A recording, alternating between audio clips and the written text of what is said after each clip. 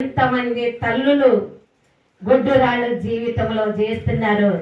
నీ చిన్న అత్తగారు తీసుకొచ్చినట్టు అదే విశ్వాసంతో నీవు కూడా అలాంటి బిడ్డలని కూడా అలాంటి తల్లులని చేయటానికి కూడా నీకు కూడా విశ్వాసమైన భాగము దేవునిలో ఉన్నదని కూడా నీకు నేను బయలుపరుస్తున్నాను. దేవుడు నీకు మాట చెప్తున్నాడు.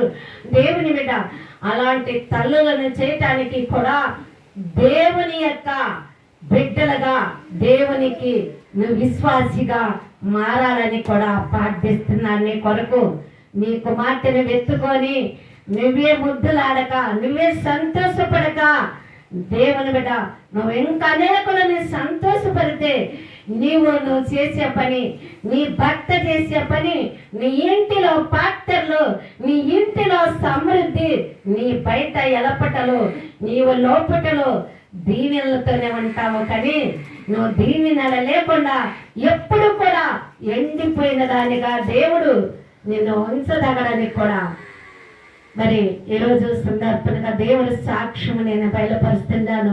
దేవుడు నీతో మాట్లాడుతున్నా ప్రతి మాట జ్ఞాపకం చేసుకోండి. ఇంటిలో పెట్టుకొని సాక్ష్యాలు వ్యర్థంగా చేసుకొని కష్టాలకి కన్నీటికి అన్నిటికీ బలి కాదాకండి. దేవుడిచ్చిన బహుమానం దేవుని చేతిలోనే పెట్టండి. అనేకులకి వినిపించి మనందరం కలిసి ప్రార్థన చేద్దాం. దేవుని స్తోత్రం. హల్లెలూయా, హల్లెలూయా.